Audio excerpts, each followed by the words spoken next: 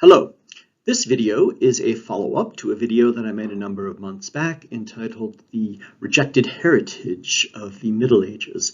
I made that video after I made another one talking about the great books of the Western world, the great books of Western civilization, in particular a collection by Mortimer Adler published by the University of Chicago Press and the Encyclopedia Britannica, 54 volumes that kind of skips over basically the entire Middle Ages, the period we call from 500 to 1500. And so I took a lot of books down off my shelves and talked about works themselves, the literary things that one might want to read in various languages and literatures of the Middle Ages, and showed the texts themselves. And in that video I was kind of far away from the camera, so now I'm sitting much closer in front of it. I will be holding up books and hopefully the titles will be legible. But in this video I'm talking more about the languages themselves and showing some resources that you can use to learn the languages, whereas in that other video it was about more about the literature, the text that one might read. Let me introduce myself to anybody who doesn't know me. My name is Alexander Arguelles. I have always loved the Middle Ages, medieval languages, medieval literatures, and that led me to spend about 7 years at the University of Chicago studying. Well, I did Old French, I did some Old Irish, I mainly did older Germanic languages, an entire sequence. I ended up writing my dissertation on, it was entitled Viking Dreams, Mythological and Religious Dream Symbolism in the Old Norse Sagas, where I compared Old Norse sagas to other dreams that were mentioned in Middle High German literature and in Old French literature and in Latin literary traditions as well. That is my love of medieval languages, and I'm here to share this. I think the main audience will be people who don't know much about this, so this is a general overview. There's a lot of things in here that I could make separate videos about and give a whole lecture for an hour about various languages or traditions and say more about them. I'm sure this video will attract other people like me who love the Middle Ages, love particular languages and particular traditions, and so to those people I say welcome. I am very sorry that this is a general overview. I will probably step on somebody's toes, inevitably leave something out or make an overgeneralization. Please understand the purpose of this video.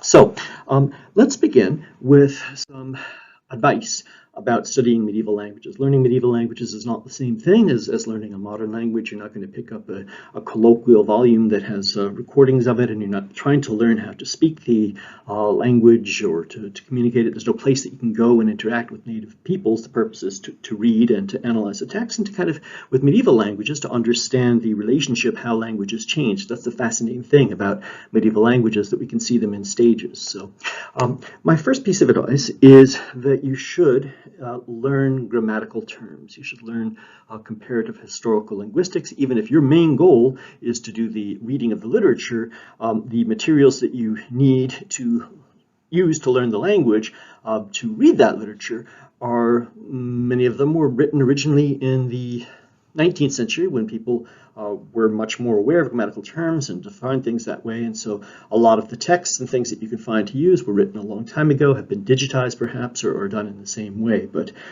you can get away with, say, learning modern German if you just have a purely colloquial set of terms and recordings, and you don't need to know grammatical terms necessarily, but you can't learn medieval High German or Old High German without understanding the grammatical terms that are going to be talked about and presented. So you'll save yourself a lot of trouble and frustration before you embark upon starting to learn an individual medieval language, if you take the time to learn the grammatical terms that are going to be used by doing some overall general study of comparative historical linguistics. My second piece of advice is absolutely you should learn their modern descendants first. So if you're interested in Middle High German, you should learn modern German first. If you're interested in Old French, you should learn modern French first. There are a number of reasons for this. First of all, for all of these traditions, any sort of scholarly volumes you get about them, articles you read about them, most of the references and resource material is going to be in that modern descendant of it. And so you're going to need that language anyway, and that will really help you from the beginning if you can have access to the best editions and the best volumes and things like that. Beyond that, if you know the modern language and the earlier form of it, if you're lucky enough to find bilingual texts, that is far and away the most effective and efficient way of learning a language. If you can think of the older forms as being basically a dialect, an earlier dialect of the modern form, and you see the two side by side by comparing them, anything that's not particularly clear becomes clear much faster, and so this is something you can only do if you know that descendant. Furthermore, you can use the descendant at first as basically a guide to the pronunciation. This segues into my next point. You shouldn't obsess about the pronunciation too much at first. There are people who study these languages tend to get quite passionate about trying to find the correct pronunciation, looking at the restored or the reformed pronunciation, and there's a lot of scholarly ink spilled about how you can look at the text, because these are written in dialect form, the poorly standardized language, and people think that the written text reflects the spoken language a lot more, and so from this you can deduce how it really sounded. There may be some validity to that, but we're talking about languages, most of these that are over a 500-year period, wide geographical range. Looking at a particular text at a particular time can only tell you one person's pronunciation, and so yeah, I guess what I'm trying to say is I made a number of videos years back about various Germanic languages and older ones, and read some textual things, and so many of the comments were quite nitpicking. And why are you pronouncing this as a diphthong? Shouldn't that be a long vowel and the like? I mean, we don't have any recordings. We can't know, and so we should, I think, do the best we can when we're first learning them, try to understand the text and enjoy them and see them. So if you use the modern language as a base and then understand what was going on phonetically and sort of in the rhyme or music or rhythm of the language, and make those changes. If you know that there were longer vowels, make them. If you know, particularly with English and French that are now non-phonetic, there are a lot of silent sounds. You know, the sounds used to be pronounce them. If you know there was a particular sound that was, that present back then, put that in, but use that as a base of the modern language. And then I would say, if you find that your real love and passion is in this particular language, that's the time to really say, okay, how might this really have sounded? Because so much of this is in poetry, and so much of this is basically, whether you're working with bilingual texts or not, as always, when learning a language, in particular with medieval languages, my suggestion is to read aloud. That makes it might be kind of opaque on the page, but if you read it aloud and you understand the language, it makes a lot more sense. So in order to read aloud, you need to have some concept of what it sounds like. You need to sub-vocalize. So start sub-vocalizing by looking at the modern pronunciation, change that into this.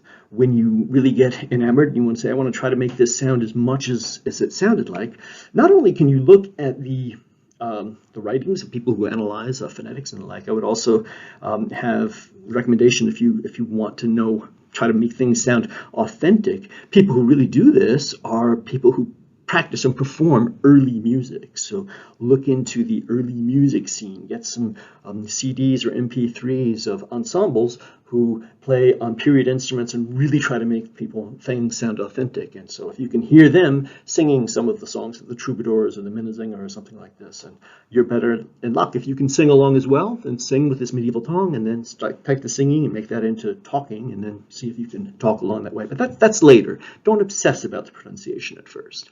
Because again, just remember, we are looking at a culture, basically the Middle Ages comes to an end when printing is invented. You can say maybe it's because one of the main factors is because printing was invented, and after the Middle Ages, you had a lot of people who could hold the same text in their hand, the same form of the same text, and a lot more people could hold that text, whereas during the Middle Ages, any text that you had was copied by hand. Somebody wrote it out, so there was a lot fewer texts.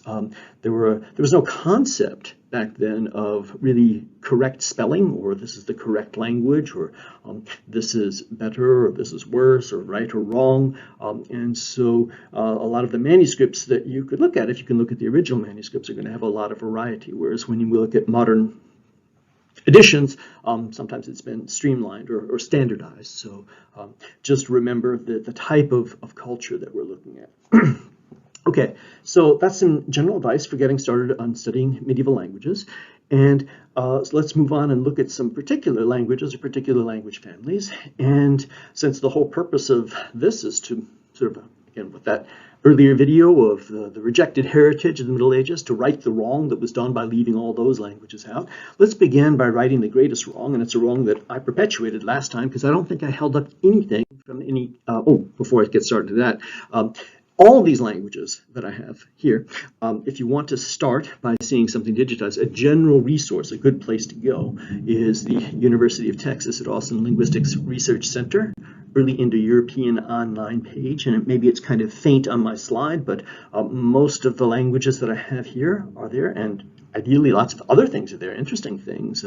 Non-Indo-Europe, well, there's Persian, and there's Sanskrit, and there's all sorts of other things as well. But if you go to the site, they all seem to work in exactly, it's very modern and up to date, but it's that same 19th century grammar translation method that I was talking about. You can take any one of these languages, you click on it, they'll show you some text in it, you click on the lines of the text, and it will be parsed. Each word will be talked about in terms of what form of grammar it is, what function it's performing, and then underneath that, there's a grammatical explanation. So this is, I'm going to be talking about individual languages, individual language families, and showing things up.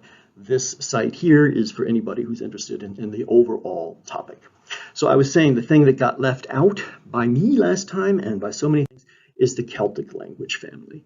So I'm focusing here on the languages that are both interesting from a philological point of view, that is looking at the changes from an older form to a middle form to a more modern form. And so we can track how languages grow and change over time, and also languages that have a rich literary tradition that if you're going to take the time and effort to learn one of these languages, then you want to have something to read. So there are two branches of the Celtic family. What's called the Brythonic family has Welsh. We've got Old Welsh from the 8th to the 12th century, and Middle Welsh from the 12th to the 15th century are both very, very rich literary languages. Yes, there's also Old and Middle Cornish, Old and Middle Breton, but to the best of my knowledge, I have no resources for them, and to the best of my knowledge, there's not much literature in there that one might read, whereas with Welsh, there is a great deal. So here I've got a grammar of Middle Welsh by Evans. Simon Evans from the School of Celtic Studies, and inside is a whole list of other texts from the Mabinogion and the other poetic texts, poems of Gwyndawr and poems of Taliesin. And so, yes, with Middle Welsh, there is tons of stuff to justify putting in the time and effort to do that, but this is the only book I have. I have never studied Middle Welsh, but the other family, the Goidelic family, is at this time Old Irish from the 7th to the 10th centuries, and then Middle Irish from the 10th to the 13th, after which point Irish was a covered term. We're calling it Irish now. It's Gaelic, so it became Irish Gaelic and Scottish Gaelic and Manx Gaelic kind of after this time. But for learning this language, here's the textbook I used at the University of Chicago. It's this light making it harder to see. Old Irish by Introduction to Old Irish by Lehman, I think brothers, Lehman brothers. And this is the Modern Language Association of America, and this is sort of a textbook for learning Old Irish. And then I also have all these Old Irish paradigms by also Royal Irish Academy of Dublin, an Old Irish workbook, and then published by Oxford University Press. Well, there's also an Old Irish Reader and 3 or 4 books that I have of various Old Irish poems, because Irish and Celtic both had a very, very rich literary tradition. These are both quite difficult languages, very different, and very, very complex grammatically. And when I look at this old textbook, I see I took a lot of pencil notes in it, and it was a long time ago, but I have retained something of most of the languages that I studied. I really did not, I don't know if this was early in my career, but I don't remember very much Old Irish, but I remember that it was very beautiful and very interesting, and I would still say that if you probably could learn some Modern Irish, that would be a great guide to pronouncing it, and you'd probably have a lot more resources. So I'm sorry I don't have much to say about Celtic, but at least we say something, and we should get the Mabinogion and some of those other things back on the list of the canon of great books where they belong. I'm speaking English. I'm an American. I'm presuming that most of the people watching this are going to be English speakers and probably Americans as well. So if you are an English speaker, definitely when you get interested in languages of the Middle Ages and historical linguistics, it only makes sense to begin with historical English. There are a number of reasons for this. Going back to my slide about the advice to learn the modern descendant first, well, you've already got that. So you don't need to take that step. It's something that you can, it is definitely the most accessible in terms of the language itself. And because it's our language, there's the most resources and materials out there that are available for it. So English has various stages. We talk about Old English or Anglo-Saxon from about the 7th to, I would not just say the 11th century, to the year 1066, to the period of the Norman Conquest, and then Middle English from the 11th century to the 15th century, and then after that we get what we call Early Modern English, and then Modern English. So Old English was cut short by the Norman Conquest of 1066, and the Norman Conquest made Norman French the official language of England, and so Middle English was not really written down for most of its time, so there's actually not that many resources or things for it to read. But in terms of learning it, there are a number of really good volumes. This is Millward's Biography of the English Language, which comes with a workbook. And the real virtue of this in terms of getting started apart from learning English is what I was talking about before. If you're not familiar with grammatical terminology and a general overview of comparative historical linguistics, this will give it to you. So will Orrin Robinson's Old English and its closest relatives would be a great place to start. And there are a number of other volumes like this. Dennis Freeborn's From Old English to Standard English, and David Burnley's History of the English Language, a source book which will give you texts from various periods to look at. For other things, for learning English in particular, older volumes by all the old red books, most of them are by Wright. Wright was a great scholar of older Germanic languages, Joseph Wright, I guess in the late 19th or early 20th century. So I've got a whole series of his Old English grammars, Middle English grammars, and then when it comes to the texts themselves, some readers, and you will have also the Sweet's Anglo-Saxon reader, 2 Saxon Chronicles, obviously some of the famous texts to read in Old English are Beowulf, which you can get in a variety of translations. This one is, as I said, the ideal form is a bilingual text. So we have the Old English on one page and the Modern English on the other page. But if you start to do this, you'll notice that Old English is quite different. You can't, even with this here, it's like, oh, well, gosh, I don't really understand how this says that.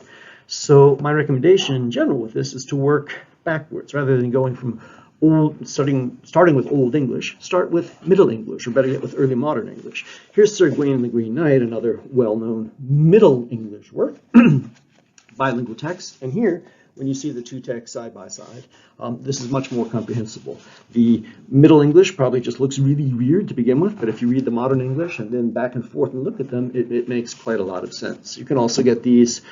Here's a popular edition of Chaucer's Canterbury Tales, which has, instead of bilingual text, it has the uncommon words on the side and notes in the bottom, and so there's a lot of things like this that you can use to have access to English right away.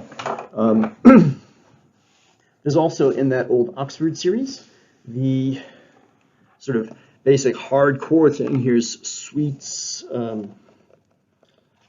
Anglo-Saxon Primer, which is the basic way that a lot of the other, I want to call them smaller languages, the ones I might not be mentioning here, the ones that don't have a lot of sources. You have an Anglo-Saxon primer or reader, and it's got about 20 or 30 pages of an overview of grammar, and then just throws you right into the text, and there's an index. And so you're supposed to be able to sink or swim with that kind of overview for a lot of these languages. So English is definitely the place to start. If you are a native English speaker, you should find early modern English certainly is, we're talking about Shakespeare and the King James Bible, and a little bit earlier than that, we're talking about Chaucer and the Sir Gawain and the Green Knight from Middle English, which is probably something you could look at that and listen to that right now and say, well, I don't get a lot of it, but I get something. And then with the overview, then you get a book like this, and doing that side-by-side text comparison with somebody who knows and can explain it to you, that should become intelligible. And then once you understand that, maybe you can have a crack at Old English, or if it's still hard, then you have to do more work with one of these workbooks. So that's English, and now continuing with the Germanic family, let's move on to, I put them on the same slide just so I'm not flipping too many slides, East and North Germanic. East Germanic, we only have attestation of one language, and that's Gothic. Gothic, you can learn with the book that I learned it from. This is an introduction to Gothic language, William H. Bennett, or you can go back to that Wright, James Wright, the old scholar, his grammar of the Gothic language. This has more exercises. This is more of an overview. But grammar, so Gothic is the only East the Germanic language family. Sort of imagine a tree. It's got three branches. It's got West and East and North.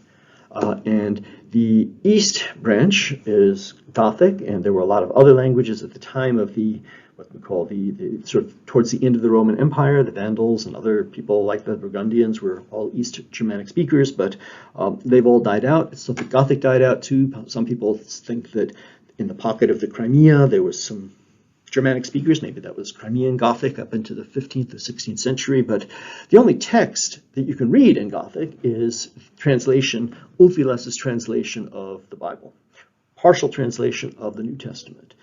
So there's nothing else to read in that. This is not an important literary language, but because it is the earliest Germanic language, and it's the only East language for comparative purposes, and just to see what older languages sounded like, that's quite interesting to look at. Also, there are, I'll put them on the same slide as I said to save space, but there are some people who think that East and North are somehow more closely related than, say, East and West or North and West. So moving on to North Germanic languages, we have Old Norse, as it's generally known, or more properly Old West Norse, is the language that I wrote my doctoral dissertation on. This is one of the richest literary languages out there, period, not just in the Middle Ages, period. There's so much to read and absorb in Old Norse. Sometimes it's called Old Icelandic because it turns, Old Norse, is basically this modern version of it is Icelandic. Old Norse also morphs more into the various forms of Norwegian and Faroese. This Old Icelandic introductory course is quite a friendly textbook for getting into Old Norse, and then also it's not by Wright, but it's from Oxford University Press. One of the classics is the Introduction to Old Norse by Gordon, and you have both that sort of approach that I showed you in Sweet's grammar. You have just an overview of the grammar and then various kinds of texts, including some texts from Old East Norse. Old East Norse sort of branched off from Old West Norse. As I said, Old West Norse is Icelandic, Faroese, Norwegian. Old East Norse becomes Danish and Swedish. You have those Old Danish and Old Swedish by about the 13th century. Old West Norse is an extremely rich literary language. There is some stuff to read in Old East Norse, but it's mainly on inscriptions, like on rune stones and sort of law codes, legal codes, not literature proper. For reading Old Norse, again, these are the things to get started with. I did not see, I talked about bilingual texts, might be available if you can learn Icelandic, but Icelandic and Old Norse are so close. I think most modern Icelanders can read Old Norse without any need to have recourse to a bilingual text, so I don't think they're commonly produced. I do have this is also Oxford University Press version of the Poetic Edda, which has English and Old Norse side by side. So again, this might be a thing to get started with. English is obviously not a direct descendant of Old Norse, but it's a cousin, and you do have the ability to sort of see the same, recognize cognate words and that kind of thing. So this is definitely worth having a look at when you get started, because most of the texts that I read back when I was doing my dissertation, I just had to use a dictionary and look things up, and got better at it with time, but it was slow going at first. So this kind of source is good to have.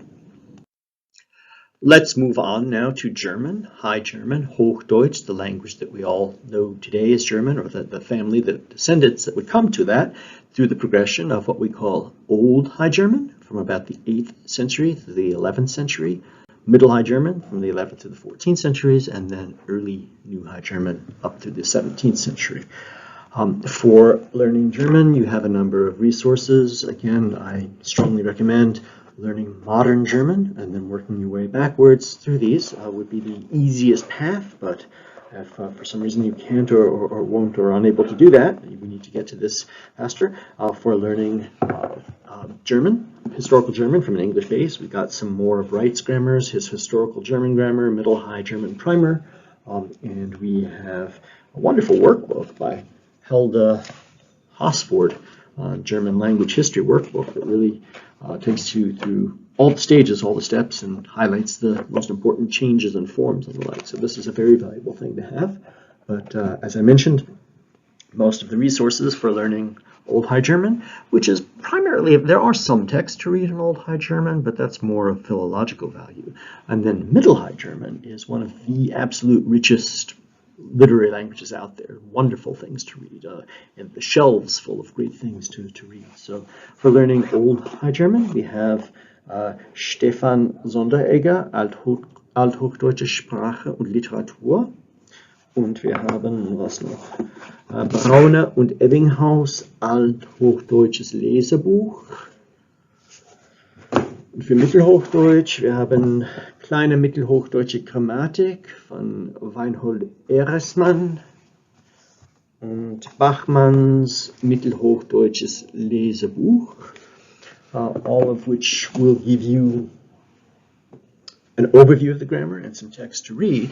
But again, my earlier recommendation was that for languages like Middle High German, the only sane thing to do is learn modern German first, so then you can have access to this whole wonderful series, Reklam series of bilingual texts, where you have the modern German literal translation right side by side, line by line, with the Middle High German text. And if you can compare them, reading them both aloud, it makes so much sense, and you can focus on points and notice points of grammar and points of difference in vocabulary and look at things like this. If you have access to a series like this and you know modern German, I think you can really basically learn the language by slowly and systematically comparing them and then going to those reference grammars and looking for systematic overviews of the grammar and the like to sort of make sense of the whole system. But this is a wonderful thing to have. Let's turn from High German to Low German and Dutch. Low German, also known as Old Saxon or Old Low German, is from the 8th to the 12th centuries, and Middle Low German is from the 12th to the 16th centuries, and this is spoken in northern Germany and got sort of ousted by High German as German after modern times, after printing, after Luther's Bible. But up through this time, Middle Low German in particular was quite an important language, sort of the lingua franca of the Baltic Sea for a large part of this time, and the language of the Hanseatic League, which kind of controlled all that area. So there is stuff to read in Middle Low German, but it is not literature. It's more, yes, again, legal texts and trade things and the like. And so just be aware of that. If you're going to make an effort to learn a form of Low German, I think and you're interested in literature, you're much better served by going to Dutch, which is extremely, extremely similar to Old Saxon or Low German. We have Old Dutch, also known as Low Franconian, from up to the 12th century. And then we get Middle Dutch from the 12th to the 15th century, which segues directly into, I guess it's called early modern Dutch, but it's also referred to as Dutch of the Golden Age, the Dutch Renaissance Dutch from the 15th to the 17th centuries. And Middle Dutch is just as rich as Middle High German or Old French. It's got this incredible storehouse of literature, but it's kind of a relatively kept secret. I was not aware of that when I was doing my sequence of Germanic languages at the University of Chicago. It just wasn't there. Old English, Old High German, Gothic, Old Norse, just Middle Dutch. Old Dutch was not on the periphery, and I don't have any physical textual resources to show for it, but I found some wonderful sites. This is kind of small. I hope this shows up larger, but the Project Laurens Koster, and here on the left you have access to these wonderful digital versions of all the Jacob van Merland and all these incredible, there are Arthurian legends, there's epics, it's an incredibly rich literary tradition. And I believe that Dutch is considered to be a relatively conservative language in terms of how much it's changed. So most of these texts that you can get on this site, and this is a fairly complete collection of things. If you look at there's another site called Literary History, and I made this somewhat larger. And so this is a place where you can kind of see, without my holding up the text, how this might work. So unfortunately, Dutch that I've seen is not available in these bilingual texts. This is the one sample that I could find, and I would have to say for myself, if I could take on another project to learn, really go into another language, this is where I'm going to be heading, because this is an incredibly rich storehouse. But I can see already, the one on the left, to me, with my overall background, is in some ways it's easier than the one on the right. But if I compare the two and I look at them, then it makes sense. So the procedure would work something like this. I might say, okay, I'm going to start, say, I know modern Dutch, so that's the one on the right, the sort of lighter blue one, and I can say, hij ging naar waar zijn paard stond en zette zijn voet in de stijgbeugel. Okay, and then I read the older one. It says, hij ging der zijn paard stond en de zette in den steeggrip den voet. So I can look at that, and if it wasn't clear to me, I says, he goes there where his horse stood and set in the stirrup his foot. So I could look and I could compare if I want to, and notice that I've got voicing and devoicing going on in terms of the final sounds changing from d to t to t to d. I can see different forms and spelling, but just by comparing these, it's quite clear what's going on. So this is Lancelot, a story about one of the Arthurian legends. So medieval Dutch is where I'm going to be heading soon. So let's move now to the Romance language family, also known as the Latin language family, and that's where we have to start.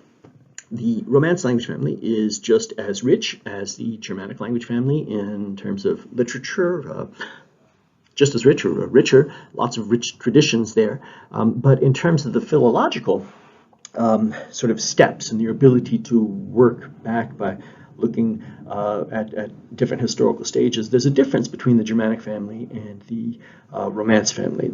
As you saw with the slides I just passed over, we have basically the older stages, starting maybe the 7th, 8th, 9th centuries and going into about 11th and 12th centuries, and then we had a middle stage and a modern stage, and in some cases, like with the Norman Conquest, there is a concrete event that sets a bridge. In other cases, people look, and I just mentioned, so with Dutch we have that voicing and devoicing. When that sort of sound shift is complete, people might say it's a different stage. We moderns, looking back, we can say, okay, the 11th century is old and the 12th century is middle, but if you lived in the 11th and 12th centuries, you wouldn't notice that you were switching languages. This is stages that we look at and describe. But we can look at, for the Germanic languages, sort of several stages and see the evolution. Whereas with the Romance languages, there's kind of a missing link, a missing gap. And the reason for that is, with the Romance languages, they all go back to Latin.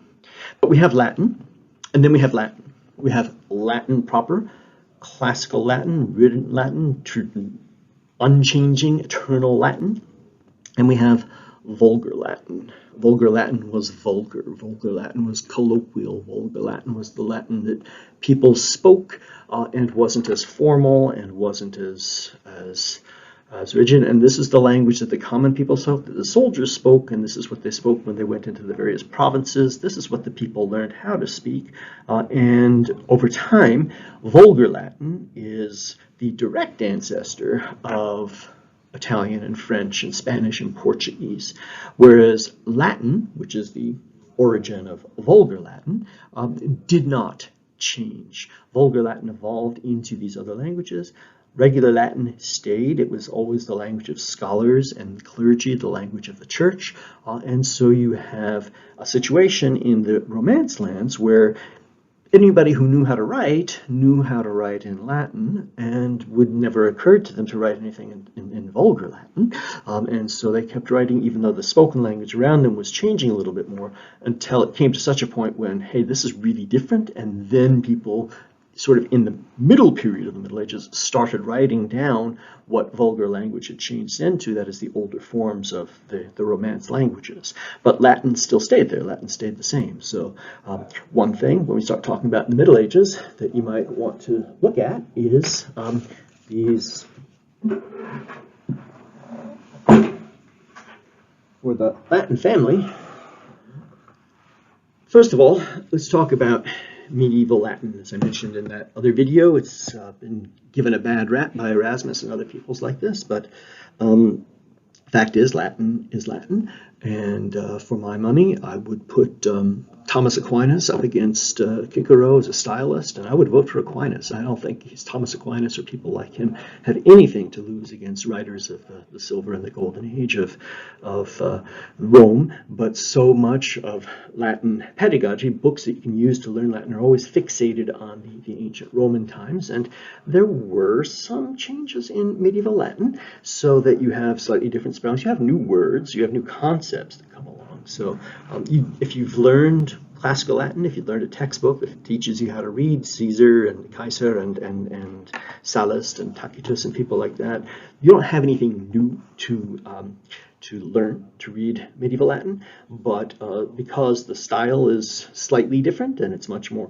closer to sort of modern languages sometimes, much more accessible, that is, to us, and it does have those new words. If you would like to transition from your classical Latin background to reading medieval Latin, you can get a book like Reading Medieval Latin by Kite Sidwell, or Beeson's Primer of Medieval Latin, or K.P. Harrington's Medieval Latin, all of which will give you text samples and any additional vocabulary to learn, but I don't think that anybody who knows Latin well from the classical period should have any trouble plunging into Aquinas or people like that. So that's Latin, and I see my slide has already skipped on to where Latin went. To the next slide, where I was going to be, is what happens when that Vulgar Latin turns into these new languages. So I put Italian and Iberian on one slide, sort of as I did the Gothic and Norse, partly to save space, but partly because they're in a similar circumstance. With Italian is kind of the odd one out in terms of stages of languages. We have Italian, maybe it's because Italy is Rome, and it's arguably, apart from Sardinian, sort of the most direct descendant of Latin. But historically speaking, nobody talks about sort of Middle Italian, Old Latin. We go from Latin to Italian. There it is in the 12th century. Petrarch and Boccaccio and Dante, the language of Florence. Certainly it's antiquated. If you're used to reading Umberto Eco and then you go to Dante, there's going to be some different vocabulary, but it's really the same language. It's not a different stage the way you would feel if you went from now speaking English going to Chaucer or something, which is actually closer in time. So there's a lot less change. Once Italian emerges, it's kind of there. And I kind of feel it's similar to the situation on the Iberian Peninsula. You do get stages that we talk about for, say, Old Catalan from the 9th to the 15th centuries, Old Castilian, which becomes Old Spanish, also about the same time period, and Old Portuguese or medieval Galician up to the 15th century, and then early modern. So these kind of go in this direction. And you can find some texts that are, well, here's a bilingual edition of El Cantar de Mio Cid, with modern Spanish on the one page and Old Spanish on the other page. But if you start reading it, here too, you see it's not all that different. And maybe that's why I did show this anthology I know in my previous video, Antología de la Literatura Hispánica Medieval. And this volume has kind of mixed together all the ones that I have on here, Catalan and Castilian and Galician, which is the Cantigas de Santa Maria and all sorts of things like that. And there's no sort of grammatical preface or anything like this. There's kind of just the feeling that, well, if you're interested in this kind of stuff, you should be able to pick this up and start reading it. If you read it aloud and do all that, it should make sense to you. So see, I've got this red line. I think it emerges when I hold the book up too close. I don't know if I can get rid of it. I hope you can bear with me. I'm almost done with this presentation. So let's go from Italian and Iberian. Let's go into the lands of France. And now, finally, we come to the languages of France. This is last, but certainly not least. This might be saving the best for last, because the languages of French and all the stages that you know about them are all very, very rich literary language and very much worth reading and knowing about. So we have Occitan, Languedoc, and French. Langue Occitan is known as Old Occitan or Provencal from the 8th to the 14th centuries, when it was kind of cut off and sort of killed as the literary languages by the Albigensian Crusade. But before that was one of the first real pan-European literary languages, the language of the troubadours. And then we have Old French from the 8th to the 14th centuries, and Middle French from the 14th to the 16th centuries.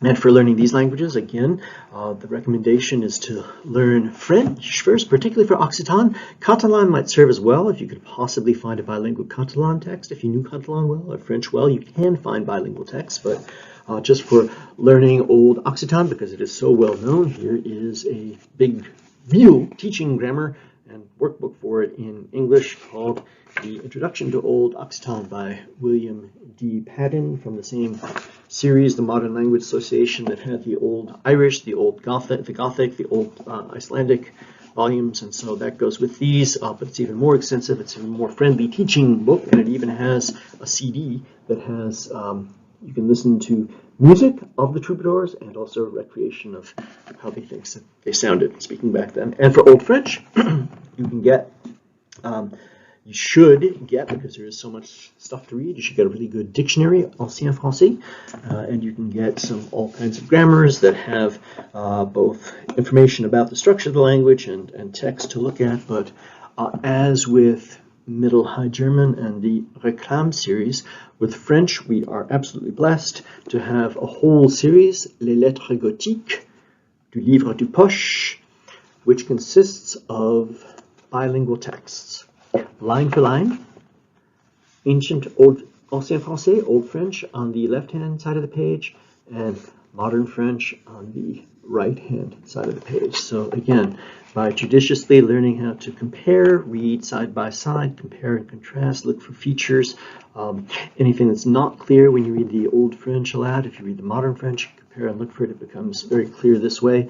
So just as with Middle High German, I think this is something you can, with access to texts like these, if you know how to do that, this becomes quite easy to learn and assimilate. And then you can turn to this kind of grammar for clarity and use the dictionary and the like. But access to this series makes Old French, Middle French, and Occitan, that does exist for that as well, all of these eminently accessible. So we are blessed to have this, and if you know about this and can give this a try on your own, I hope that this information was valuable and useful to you. If you're really interested in this and you'd like to learn and do more with it with me, I would be happy to do that with you as well. So thank you for listening, and I will talk to you again next week.